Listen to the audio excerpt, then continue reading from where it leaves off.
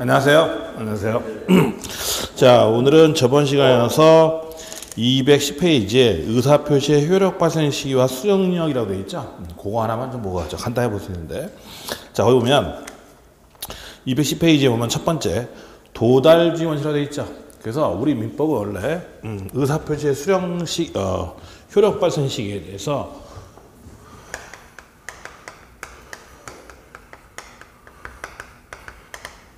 도달주의가 원칙이다라고 얘기를 해요. 그래서 의사표시 효력은 언제부터 발생하냐? 상대방한테 도달했을 때부터. 자, 예컨대 이거죠. 제한요자가 배웠는데 미성년자나 이런 제한요자 의사표시 어떻게 할 수 있냐면 취소할 수 있다고 했죠. 그래서 미성년자가 계약을 한 다음에 취소해야 한다는 거죠. 그럼 취소야라고 의사를 표시해야만 효력이 발생하는데 그 취소의 의사표시는 언제부터 효력이 발생하냐? 집에 누워가지고 거기서 취소 외치면 효력이 발생하냐? 상대방이 알아야 되느냐 하는 거예요. 한마디로 해서. 그러면 상대방 있는 의사표시는 언제 효력이 발생하냐면 뭐가 원칙이다? 도달주의가 원칙이다. 이때 도달이 뭐냐? 도달이란 상대방이 현실적으로 알 필요는 없고 객관적으로 알 수 있는 상태에 놓인 것을 도달이라고 얘기를 해요. 그럼 쉽게 생각하면 우리가 편지를 쓴다 생각하면 돼요. 편지를 쓰죠. 그 다음에 우체통에 넣겠죠. 그 다음에 배달될 테고 우편함에 들어오고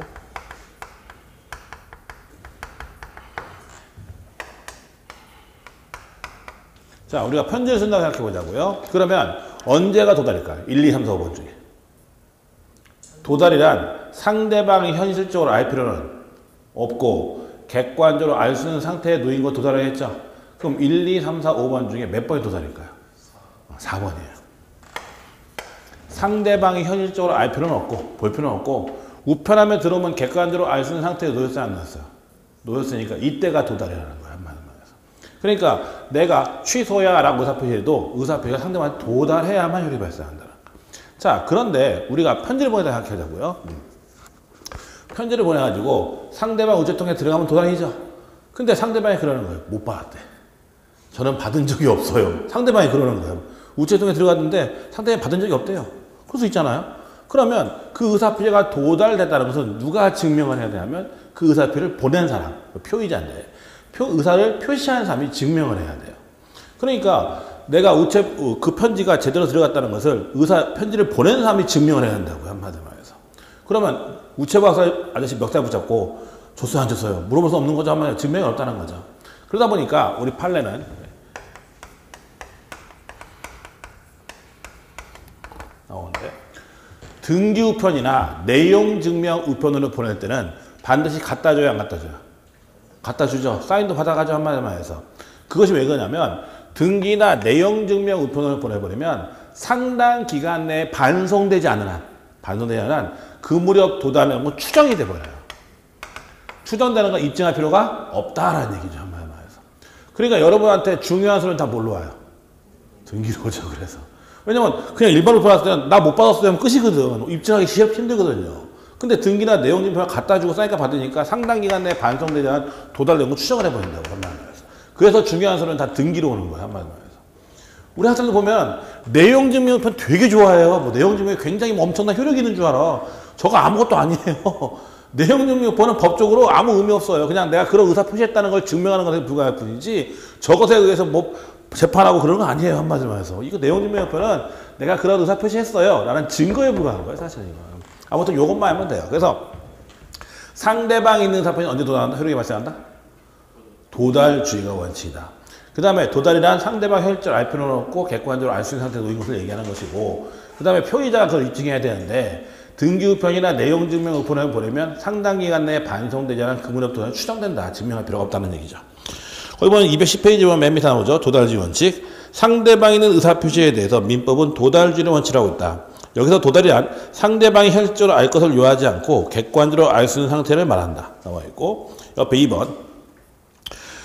도달에 대한 입증 책임은 그 도달을 주장한 자에게 있다. 판례는 내용 증명 우편이나 등기 우편을 보낸 경우에 상당 기간 내에 반송되지 아니하는 한 그 무렵 도달내도 추정하지만 일반 우편에 보낸 경우에는 도달이 추정되지 않는다고 한다. 나와 있죠. 그것만 좀 기억하면 돼요. 그 다음에 맨 밑에 113조 법조문 하나 있는데 의사표시의 공통들 잠깐 보죠. 표의자가 과실 없이 상대방을 알지 못하거나 상대방의 소재를 알지 못하는 경우에는 의사표시는 민사송법 공시송달 규정에서 송달할 수 있다고 되어 있죠. 이것이 이제 공시송달에 대한 얘기인데,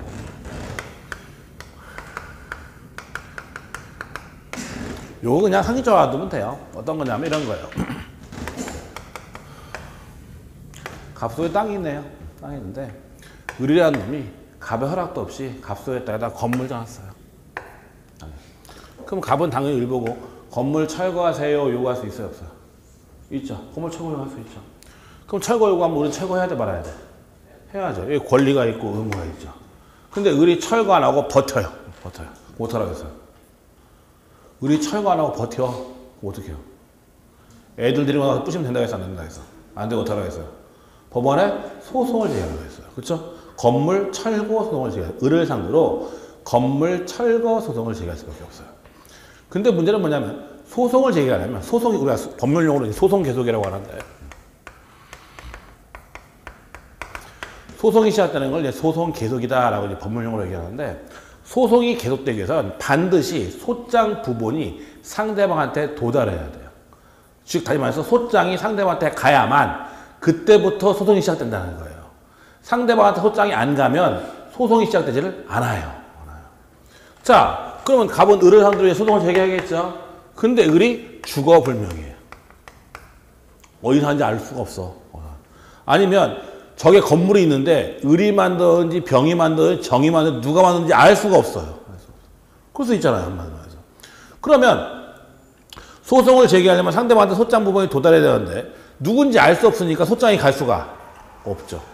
그럼 재판이 시작되지를 않으니까 판결을 받을 수가 없고 판결을 못 받으니까 집행을 못 해버리는 거예요. 그런 문제가 발생한다는 거죠. 상대방이 누군지 모르거나 상대방의 소재를 알지 못하면 소송이 시작될 수 없으니까 아무것도 못하는 거예요. 결국은. 그때를 대비해서 만들어 놓은 것이 공시송달주의예요. 그래서 나오지만 과실 없이 표의자가 과실 없이 상대방의 소재를 알지 못하거나 상대방이 누군지 모르는 경우에는 민사소송법에서 공시송달을 할 수가 있어요. 그럼 이 경우에 갑은 어떻게 하냐면 법원에다가 공시송달 신청을 해버리면 돼요. 내가 제 주장을 모르겠어요. 소재를 모르니까 공시송달 신청을 해요. 그럼 법원에서 걔 주장을 들어보고 타당하면 공시송달 결정을 해버려요. 결정을 하면 법원 신문, 법원의 관보, 게시판, 일간신문 이런 데다 게재해요. 인터넷도 기재하게 돼 있는데 인터넷 기재하고 공고하면 상대방이 보든지 말든지 공고한 후 2주 지나면 무조건 도달한 걸로 간주해버려요. 그러면 2주 지나면 무조건 간 거니까 그때부터 소송이 시작되는 거죠. 한마디로 해서. 그럼 피고 나오겠어요? 안 나오겠어요? 공시송달하면 상대방 나올까 안 나올까? 나와요? 어떻게 봐? 맨날 그거 보고 있겠어? 안 봐요. 안 나와요. 대부분. 그러면 어떻게 하면 원고 승소 나와요. 의제자백이 성립해서 민사소송법적으로 그 의제자백이라고 하는데 의제자백이 성립해서 원고 승소 나와버려요. 민사소송은요 나가야 돼요. 안 나가면 다 인정하게 돼버려요. 한마디로. 우리가 의제자백이라고 하는데 그렇게 돼요. 한마디로 해서. 아무튼 이것이 바로 공시송달제도예요. 한마디로 해서. 뭐 기존 알고 그 정도만 알고 쓰면 되고 나머지는 별로 볼 거 없고 뒤로 쭉 넘어가자. 쭉 넘어가서 228페이지를 보세요. 228페이지에 대리에 대한 얘기를 보셨습니다. 자, 지금부터는 대리에 대한 얘기를 배우는데 여러분들이 학생들이 이 대리를 상당히 어려워하는 학생들이 좀 있어요. 근데 사실은 대리는 제일 쉬운 게 대리예요, 사실. 이 대리가 어려운 이유는 여러분들이 기존 관념을 갖고 있어서 그래요. 기존 개념이 있어가지고. 이 대리를 공부할 때에는 여러분이 알고 있는 대리라는 개념은 버려야 돼요. 우리나라에서는 대신하면 무조건 대리예요. 운전도 대리운전이고 대리모도 있고 뭐 별의별 다 있는데 사실 대리라는 것은 대신하는 게 다 대리가 아니에요. 그러니까 여러분이 대리라는 개념을 버려야 돼요. 일단. 자, 그럼 대리가 뭐냐 했을 때 대리의 원래의 개념은 본인이 해야 하는 법률 행위들.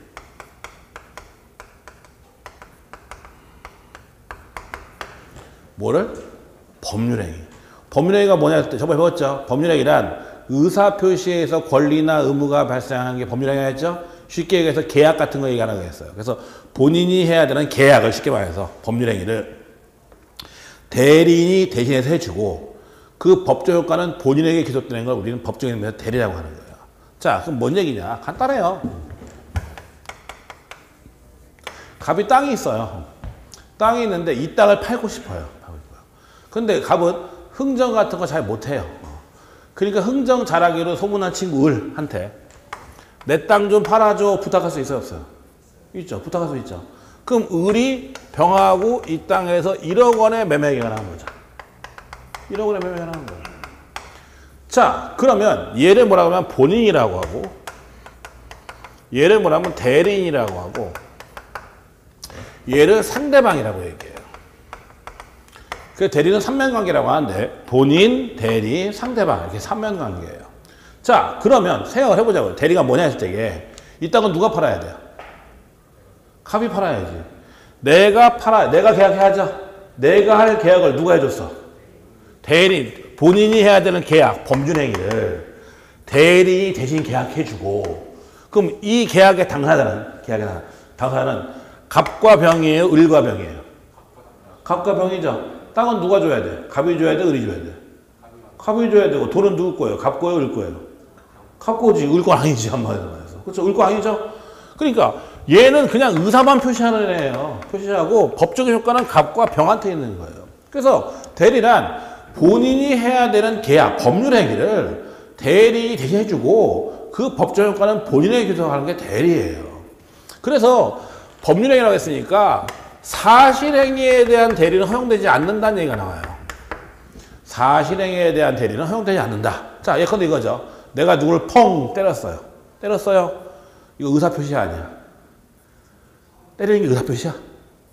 아니죠. 때리는 것은 의사표시가 아니죠. 이건 법률행위가 아니라 사실행위란 말이에요. 그러니까 내가 누구를 탕 때리니까 상대방이 너 나 왜 때려 그러는 거죠. 나는 제 대리인이야. 쟤한테 효과가 계속해. 말 돼요? 안 돼요? 안 되죠? 그렇죠. 내가 때려놓고서 나는 제 대리이니까 그 효과는 쟤한테 계속하니까 쟤한테 섭외한 청구. 이거 말이 안 되는 거죠. 말해서. 그래서 사실행위에 대한 대리는 허용되지 않는다라고 얘기하는 거예요. 요즘에 여러분 밤중에 술 먹고 대리운전 부르죠? 대리운전. 그거 대리예요? 아니에요?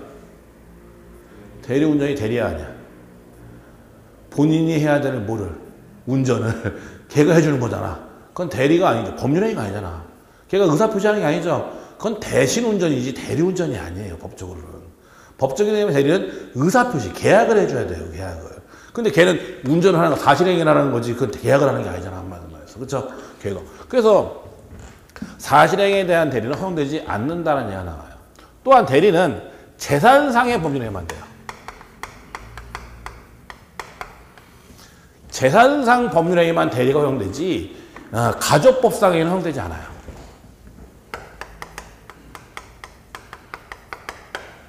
가족법상 행위는 대리가 허용되지 않아요. 예컨대 그런 거죠. 예컨대 예를 들어 보자고요. 송중기 같은 놈이 와요. 그래서 어떤 여자한테 저와 결혼해 주십시오 한다는 거죠.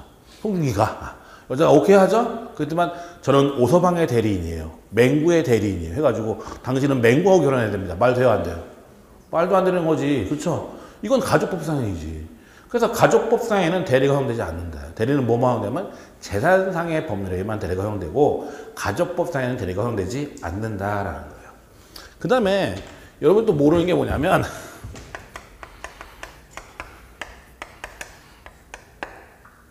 대리와 사자를 구별할 줄 알아야 돼요. 대리인하고 사자는 법적인 개념에서 구별해요. 법적으로. 그럼 대리인은 뭐고 사자는 뭐냐 할 때 대리인과 사자는 구별할 수가 있는데 대리인은 뭐냐면 대리인과 사자의 결정적인 차이는 독자적 의사결정권이 있는 거예요.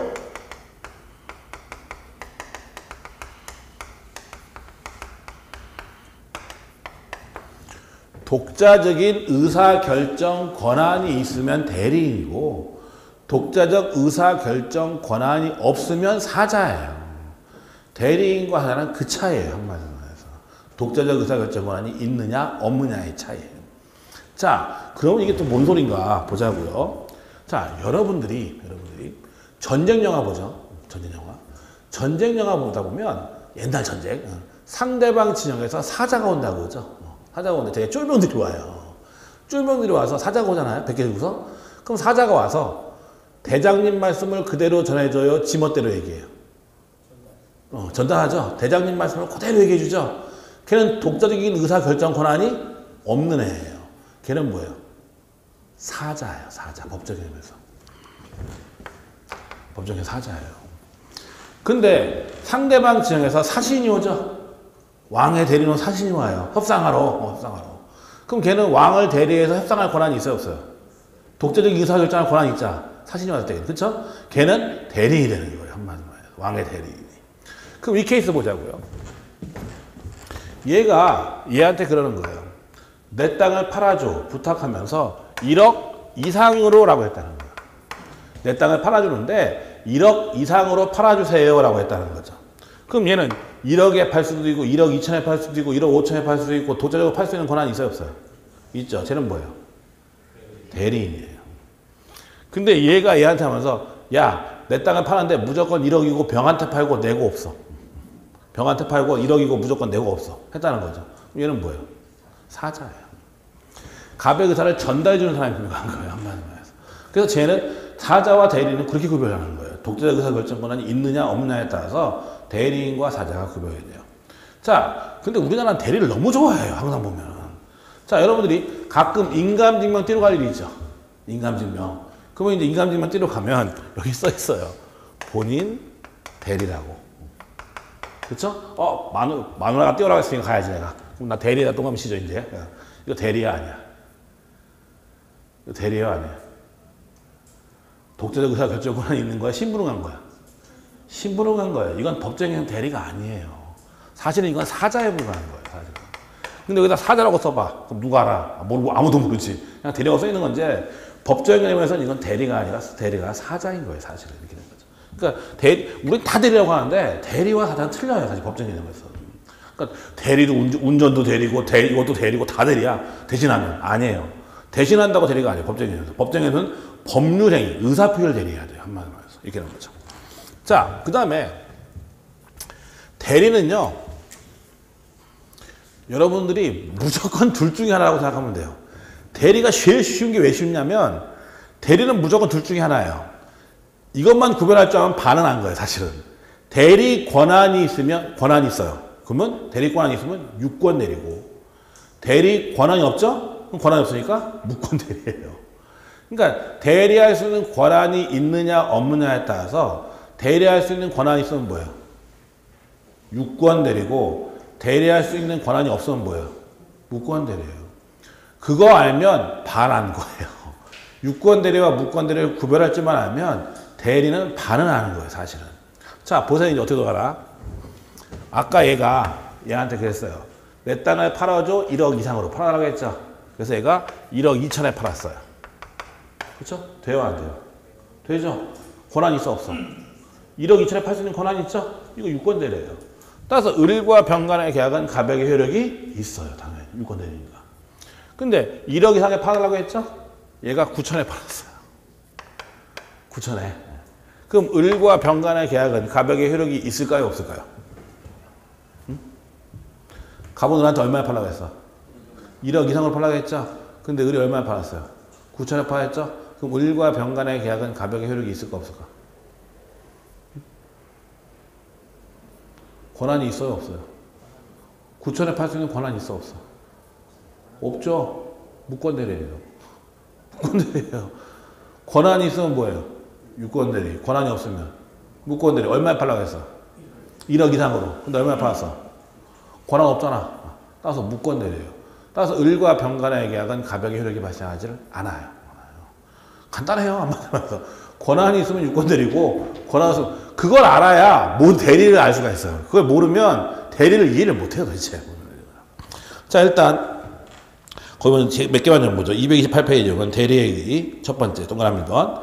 대리는 대리인이 본인의 이름으로 법률행위를 하고 그 법률 효과가 직접 본인에게 생기는 제도를 말한다. 나와 있죠? 보시면 되고. 3번. 대리는 법률행위 내지 의사표시에 허용된다. 따라서 사실행위나 불법행위에 대해서는 허용되지 않는다. 그러나 법률행위를 하더라도 혼인, 입양, 유언 등과 같이 본인의 의사를 절대적으로 필요로 하는 가족법상 행위는 대리는 허용되지 않는다. 그러니까 재산상의 법률행위만 대리가 허용된다는 얘기예요. 그 다음에 구별 개념에서 사자가 나오는데 한번 보면 되고. 그 다음에 옆에 보면 대리의 종류에서 임의대리가 있고 법정대리가 있죠. 자, 임의대리는 뭐고 법정대리는 뭐냐 할 때 임의대리란 말 그대로 내가 대리권을 줘서 대리인이 되는 걸 임의대리라고 해요. 법정 대리는 법의 규정에 의해서 대리인이 되는 게 법정 대리예요. 쉽게 말해서. 미성원자는 독자적인 법률행위를 할 수 있어요? 없어요? 없죠? 누가 해줘야 돼요? 법정 대리. 친권자. 그렇죠? 후견인이 해줘야죠? 그게 법정 대리예요. 그래서 대리권을 줘서 대리인이 되는 것은 임의대리고 법의 규정에서 대리인이 되는 것은 법정 대리예요. 그럼 보세요. 이거. 갑이 을한테 1억 이상의 팔아줘라고 했죠? 그럼 얘는 뭐예요? 법정 대리인이에요? 임의 대리인이에요? 임의 대리인이죠. 얘가 대리권을 준 거잖아. 한마디로 말해서. 보신다는 거죠. 그 다음에 아까 얘기했지만 대리권이 있으면 뭐예요? 유권 대리. 대리권이 없으면 무권 대리. 그렇죠? 3번에 있는 게 바로 그거죠. 그 다음에 뒤로 넘어가 보면 대리권하고 나오는데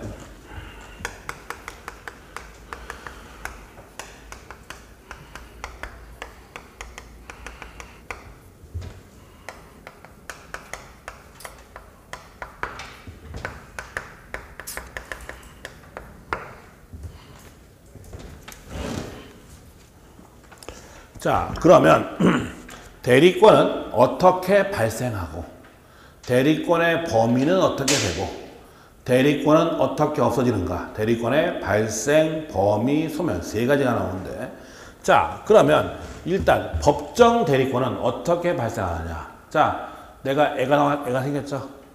애가 태어났어요. 애가 태어나면 아빠 나 법정 대리 해주세요. 걔가 하는 거예요? 아니죠. 애가 태어나면 친부모는 당연히 법정 대리인이 되는 거야, 안 되는 거야? 되는 거죠. 법의 규정이에요.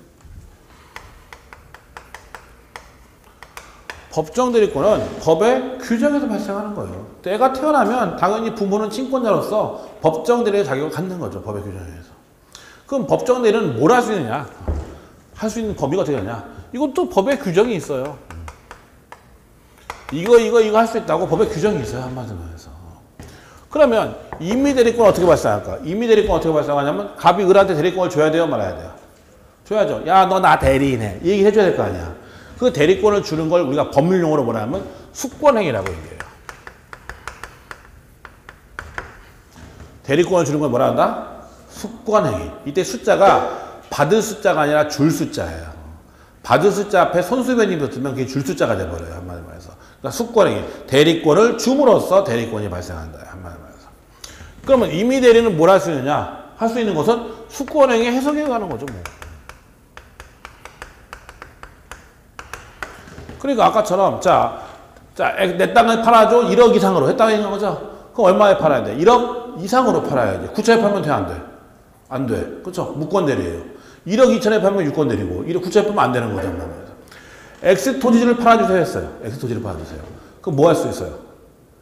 X 토지를 팔아주세요 했죠? 그럼 Y 토지 팔면 돼요? 안 돼요? 안 되지. X 토지만 팔 수 있는 거죠. 그러니까 내가 하라는 것만 할 수 있는 거예요. 다른 거 하면 다 뭐가 되는 거예요? 무권대리예요. 내가 준 것만 할 수 있지 준 걸 넘어서면 다 무권대리예요. 한마디로 말해서. 그러니까 머릿속에 개념을 그걸 가져야 돼요. 내가 대리권의 범위 내에 해당하면 유권대리고 범위를 벗어나면 다 뭐예요? 무권대리. 그러니까 사실은 유권대리와 무권대리 구별하기 쉬운 게 뭐냐면 요 안에 해당하면 유권대리고요. 여기 벗어나면 다 무권대리예요. 한마디로 말해서. 그 다음에 대리권은 어떻게 없어지느냐? 소멸. 소멸은 첫째, 본인의 사망. 본인이 죽었으니까 대리인이 필요 없죠. 둘째, 대리인의 사망, 파산, 성년, 후견, 심판 개시예요. 그래서 본인이 사망하면 대리권은 소멸하고 대리인이 죽었으니까 당연히 대리권 소멸하는 것이고 그 다음에 대리인이 파산하거나 대리인한테 성년, 후견, 피성년, 후견이 돼버리면 대리권은 소멸한다라고 되어 있어요. 법에. 그 다음에 임의대리는 독특한 소명이 두 개가 더 있는데 첫째는 뭐냐면 숙권행위 철회. 둘째는 원인된 법률관계 종료예요.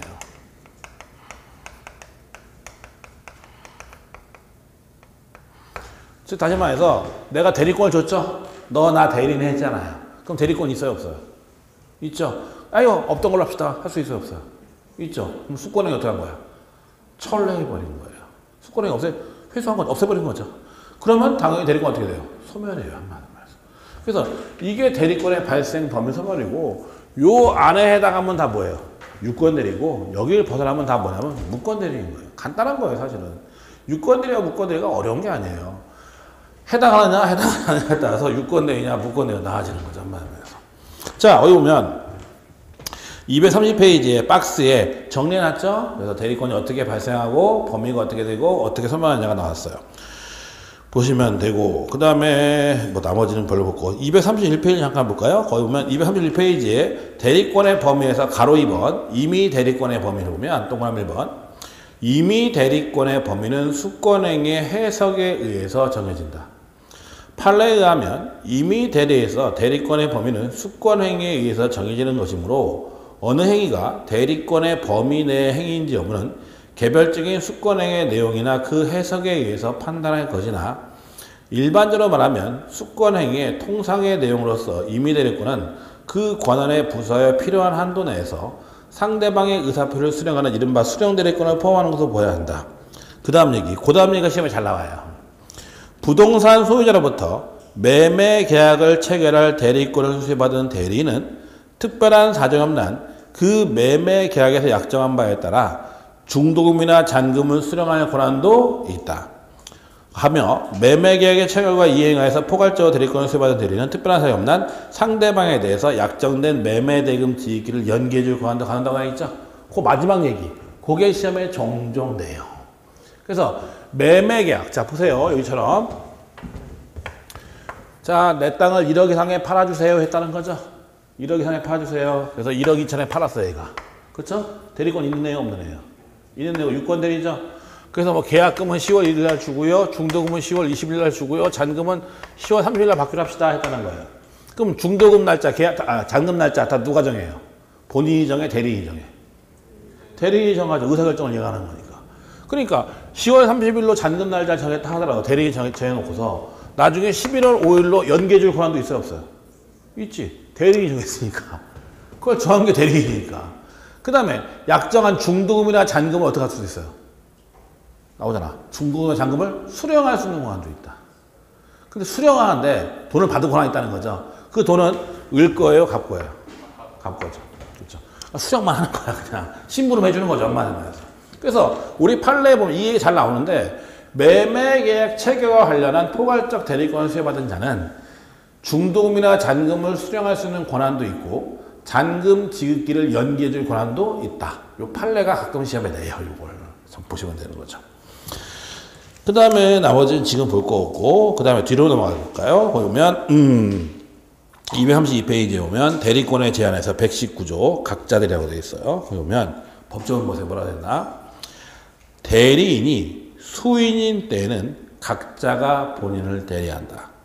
그러나 법률 또는 수권행위에 다른 정한 바가 있는 때는 그러하지 아니하다 라고 되어 있죠. 자, 그럼 이게 또 뭔 소린가? 갑이 땅이 있는데 갑이 땅을 팔고 싶어요. 땅을 팔고 싶은데 A하고 B 두 명을 대리인이 하는 거예요. 대리인이 한 명이라는 법은 없잖아요. 그래서 A도 내 땅 좀 A한테도 내 땅 좀 팔아 부탁하고 B한테도 내 땅 좀 팔아줘라고 부탁을 한 거예요. 그랬더만 A는 을한테 1억 원에 팔았고요. B는 병한테 1억 2천에 팔았어요. 그렇죠? 그러면 A와 을 간의 계약은 갑에게 효력이 있을까요? 없을까요? 자, 갑이 대리인이 한 명이라는 법은 없잖아요. 그래서 A하고 B 두 명을 대리인한 거죠. 그랬더만 A, B, 니들 나 대리인 했다는 거죠. 그래서 A는 을한테 1억에 파는 계약을 체결했고 B는 병하고 1억 2천에 파는 계약을 체결한 거죠. 그러면 A와 을 간의 계약은 갑에게 효력이 있을까요? 없을까요? 유권 대리요? 무권 대리요? 무권 대리. 왜? 갑의 의지는 땅을 파는 데 있어서 더 가치가 있는데. 지금 뭐라고 써 있었어요? 문장에, 법문장에. 대리인이 수인일 때는 뭐라고 돼 있어요? 각자가 본인을 대리하는 것이 원칙으로 되어 있죠. 뭐가 원칙? 각자 대리가 원칙이에요. 대리인이 수인인 경우에는 얘도 대리인, 얘도 뭐예요?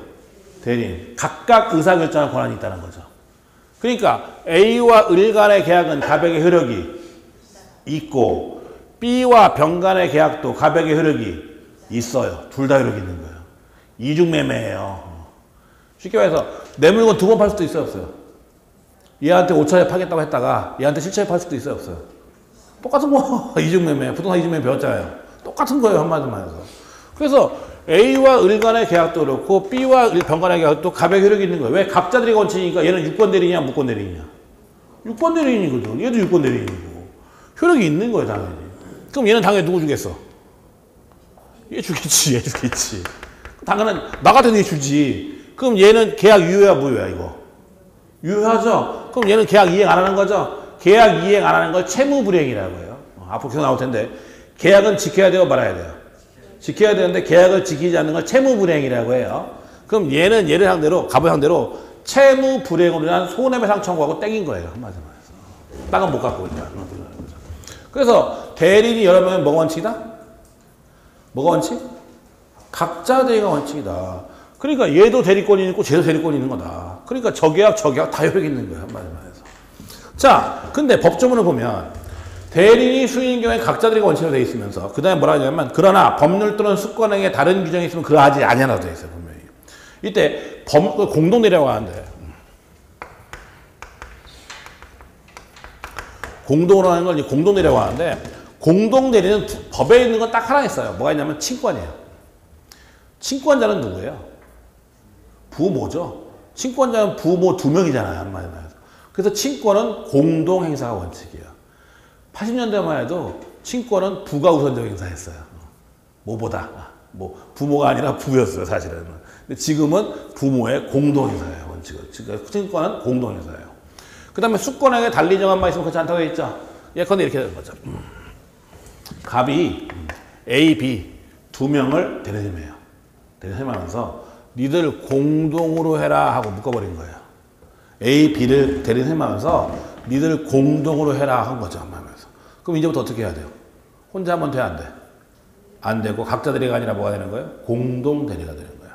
그럼 이때 공동 대리에서 공동의 의미가 행위의 공동이냐 의사 결정의 공동이냐 하는 문제가 발생해요.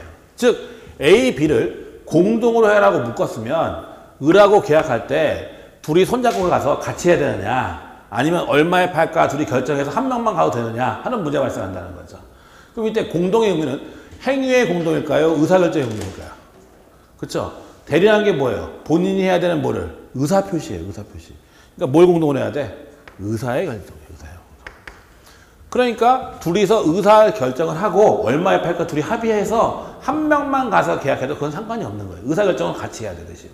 근데 만약 A가 혼자 가서 계약했어요. 이런 거네. 공동으로 의사결정 안 하고 A가 혼자 가서 계약해버린 거예요. 이런 거네. 그럼 저 계약은 가백의 효력이 있을까요? 없을까요? 당연히 없지. 당연한 거죠. 유권대리예요? 무권대리예요? 무권대리거든. 공동으로 했으면 어떻게 해야 돼? 공동으로 해야 돼. 혼자 했잖아. 그럼 무권대리지 뭐. 그것도 없지. 따라서 만약에 혼자 계약을 해버리면 A와 을 간의 계약은 가백의 효력이 없다. 한마디로 해서. 이건 이제 유권대리, 무권대리. 그래서 대리인 여러 명이면 뭐가 원칙이다? 대리인 여러 명이면 뭐가 원칙? 각자 대리가 원칙이에요. 각자 대리가 원칙이다. 그 가끔 공동 대리가 원칙을 시험에 내요. 대리인 여러 명이면 뭐가 원칙? 각자 대리 원칙. 각자 대리 원칙. 그거 주의하면 돼요. 그 다음에 124조 자기계약 쌍방대리 금지 규정인데 거기 보면 대리인은 본인의 허락이 없으면 본인을 위하여 자기와 법률행위를 하거나 동일한 법률 관하여 당사나 쌍방을 대리하지 못한다. 그러나 채무이행은 할 수 있다라고 되어 있죠. 자, 그 얘기를 뭔 얘기냐 보자고요. 갑소에 땅이 있어요. 땅이 있는데 을 보고 내 땅 좀 팔아줘 라고 대리권을 줬어요.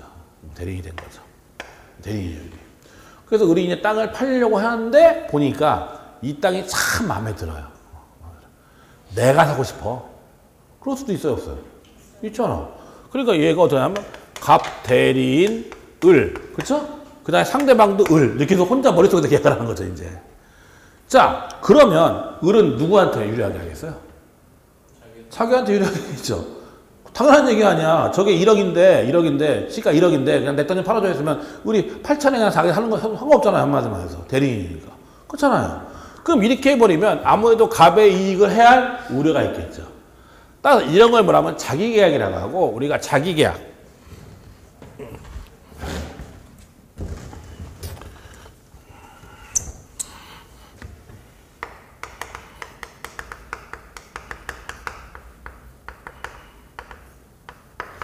쌍방대리도 마찬가지예요. 쌍방대리는 뭐냐면, 갑이 땅 팔죠. 을 보고 땅 사라고 했어요. 근데 땅을 살려놓은 병이에요. 병이 이 땅을 살고 싶어. 근데 병도 대리를 을로 하는 거예요. 그러니까 을은 매도인의 대리인이자 매수인의 대리인이 돼버리는 거죠. 그럼 얘는 머릿속에서 혼자 계약하겠죠. 혼자 생각해서. 그럼 얘나 둘 중에 한 명은 손해볼 수밖에 없는 거죠. 따라서 이걸 쌍방대리라고 하고, 자기계약이나 쌍방대리는 금지되는 이유가 본인의 이익을 해할 우려가 있으니 그래요.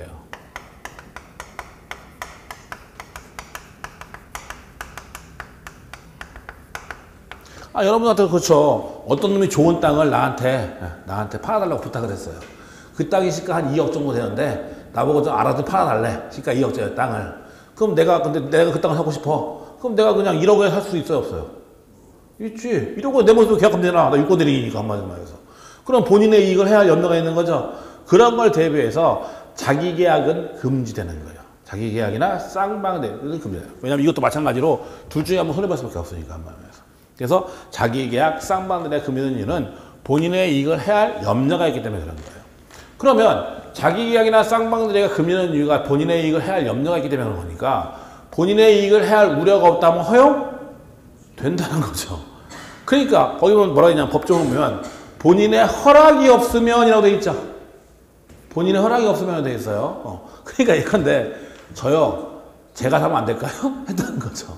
그랬더니만 그러세요 했다는 거예요. 허락했어. 그럼 자기가 손해보겠다는데 말릴 필요 없지.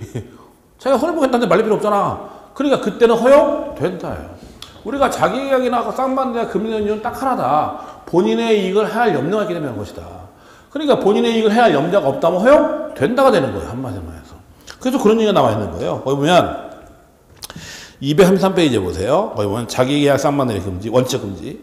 자기계약과 쌍방대리는 원칙적으로 금지되며 그 법령에는 무권대리로 무효이다. 자기계약 쌍방대리가 금지되는 이유는 본인의 이익을 해야 할 염려가 있기 때문이다. 그러니까 본인의 승낙이 있으면 가능하다는 얘기가 나오는 거예요. 그래서 보시면 거죠.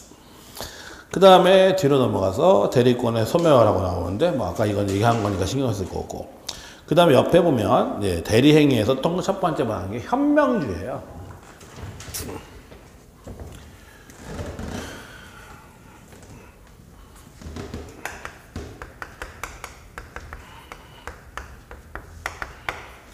대리행위의 방식은 뭐냐면 현명주의. 이게 대리행위의 방식인데 이 현자가 무슨 현자냐면 나타날 현자예요. 나타날 현자고 이 명자가 이름 명자예요. 즉 대리행위의 방식은 현명주의로서, 현명이란 이름이 나타나야 한다라는 얘기예요. 그래서 원래 대리행위할 때는 어떻게 하냐면 갑, 대리인, 을, 이게 원칙이에요. 반드시 을은 누구의 대리이다? 본인의 이름을 써야 돼요. 현명, 본인의 이름을 현명에 나타내야 된다. 그래서 갑, 대리인, 을 이렇게 하는 게 원칙이에요. 그 다음에 도장 빵 찍죠. 여기다가 이 도장은 누구 도장일까? 갑, 대리인, 을 했죠. 그리고 도장 빵 찍잖아요. 누구 도장 찍어야 돼? 정답이죠. 갑 도장 찍는 사람이 있는데 을 도장 찍는 게 맞아요. 사인한다고 생각해봐. 갑 사인 위조할 거야? 그거 아니잖아요. 대리는 뭐 하는 사람? 의사 표시하는 사람. 갑, 대리, 을하고 을도장 뻥 찍으면 되는 거예요. 근데 우리나라는 믿을 수가 없으니까 갑도장도 찍고 을도장도 찍고 다 찍고 뭐 간인도 하고 별의별 거 다 하는데 다 필요 없어요. 원래 법적으로는 그냥 갑, 대리, 을하고서 도장, 을도장 뻥 찍으면 끝이에요. 한마디로 해서. 뭐 간인 찍고 갑도장 찍고 그런 것은 나중에 증명의 문제 때문에, 입증책임 문제 때문에 그런 거지 사실은 그냥 갑, 대리, 을 하면 끝이에요. 한마디로 해서. 자, 근데 이제 이런 경우가 있어요. 사실은 나는 을이죠. 나는 을이에요. 대리 을인데 내가 가서 그런 거예요. 내가 갑이에요. 내가 갑이에요. 나는 을인데 난 대리권 있는 애예요. 갑이 나한테 대리권 줬어. 그래서 내가 가서 귀찮으니까, 원래는 갑, 대리, 을 해야 되는데 귀찮으니까 제가 갑이요. 제가 갑이요. 그리고 갑도장 뻥 찍어버리는 거예요. 이렇게. 이건 갑이니까 내가. 그러면 이것은 효력이 있을까 없을까? 내가 갑이요 하고 가가지고 갑도장 뻥 찍고서 계약하는 거예요. 한마디로 해서. 원래는 갑대리인 을이에요 해야죠, 내가. 근데 내가 가서 그냥 내가 갑인 척 하는 거죠. 내가 갑이요 했다는 거죠, 한마디로 해서. 그러면 이건 효력이 있을까요, 없을까요? 대리가 뭐예요? 본인이 해야 되는 뭐를? 법률행위를 대리인이 해주고 효과는 누구에게? 본인에게 계속하는 것이고 현명하는 이유는 왜 현명하냐면 그 법률행위의 당사자가 내가 아니라 누구다? 본인, 갑이라는 걸 알려주는 거죠. 그럼 이렇게 해버리면 상대방은 누가 계약당하고 생각해? 갑이라고 생각하지, 유리라고 생각하지. 가능하다, 이것도 상관없다. 근데 문제는 이거예요. 을이라고 해버린 거예요. 갑대리는 을로 하든지 그냥 갑으로 하든지 하면 되는데 을이라고 해버린 거예요. 그러면 얘가 대리인지 알아 몰라? 현명하지 않은 거죠, 지금. 원래는 갑대리인 을이라고 해야 되는데 그렇게 하고 을이라고 해버렸으면 현명하지 않은 거죠. 그럼 이거 어떡하냐 하는 문제 발생해요. 자, 법조문 보세요. 235페이지에 맨 위에 115조 법조문. 본인을 위한 것임을 표시하지 아니하니 대리인이 본인을 위한 것임을 표시하지 아니할 때는 그 의사표시는 누굴 위한 거? 자기가 누구야? 대리인. 을을 위한 것으로 본다. 을이 책임져야 된다. 그러나 상대방이 대리인으로서 한 것임을 알았거나 알 수 있을 때는 전조 1항의 규정을 준용한다. 자, 다시 말해서 만약에 얘가 을이요 했죠? 그럼 현명했어요, 안 했어요? 안 했으니까 누가 책임져야 돼? 을이 책임진다. 을이 책임. 근데 상대방 병이 얘가 대리인임을 알거나 알 수 있었다면 갑이 책임을 진다라는 게 거기 있는 조문항이에요. 자, 그럼 어떤 얘기냐면 이런 판례가 있는데 판례 보면 이런 게 있어요. 을이 갑의 위임장을 제시했어요. 을이 병하고 계약하러 가는데 갑의 위임장 여기 있어요 했다는 거죠. 제시하고 그 다음에 이제 계약을 했어요. 근데 계약이 좀 오래 갔는데 그리고서 계약을 할 때 그냥 을이라고 계약을 해버린 거예요. 을이라고. 계약할 때 걔는 위임장 첫 번에 제시해놓고 그 다음에 계약하다가 나중에 그냥 을이라고 해버린 거야 계속. 그러면 자, 현명한 거 안 한 거 일단. 갑의 위임장 제시 현명했다고 볼 수 있죠? 그럼 현명 안 했다고 본다 하더라도 현명 안 한다고 본다면 을이 책임져야 돼 말아야 돼? 자, 다시. 처음에 갑의 위임장을 제시했죠. 그럼 현명했다고 볼 수 있거든요, 사실은. 근데 갑의 위임장 제시했다고 이거 현명했지 않았다고 생각하자고요. 현명한 게 아니라고 생각해도 그러면 이 경우에는 을이 책임져야 돼 말아야 돼? 책임져야죠. 근데 저번에 갑의 위임장 제시해서 안 했어. 제시했으니까 상대방이 알거나 알 수 있었으니까 누가 책임진다? 갑이 책임진다. 다 오잖아요. 다시 보세요. 115조. 대리인이 본인을 위한 것임을 표시하지 아니한 때에는 누가 책임을 진다? 그 의사표시는 누굴 위한 거? 자기를 위한 것으로 본다. 그러나 상대방의 대리인이 한 것임을 알거나 알 수 있을 때는 그렇지 않다고 되어 있죠? 다시. 자, 원래는 갑 대리인은 뭘로 해야 돼요? 을로 해야죠. 그게 원칙이죠. 그럼 갑한테 효력이 있죠. 근데 을이라고 하면 갑한테 효력이 없고 누가 책임을 져야 돼요? 누가 책임져야 돼? 을이 책임을 져야 돼요. 현명하지 않았으니까. 근데 상대방이 위임장 제시했잖아. 그럼 상대방은 알거나 알 수 있었다. 따라서 그 경우에는 갑에게 효력이 발생한다라는 얘기예요. 한마디로 해서. 그 얘기가 그 얘기예요. 보시면 되고. 그 다음에 뒤로 넘어가서 대리행위 하자 나오는데 그건 별로 볼 게 없고, 그 다음에 복대리도 지금 볼 게 없고, 그 다음에 240페이지에 묶어내야 나오는데 거기부터는 잠깐 쉬었다 보도록 하죠.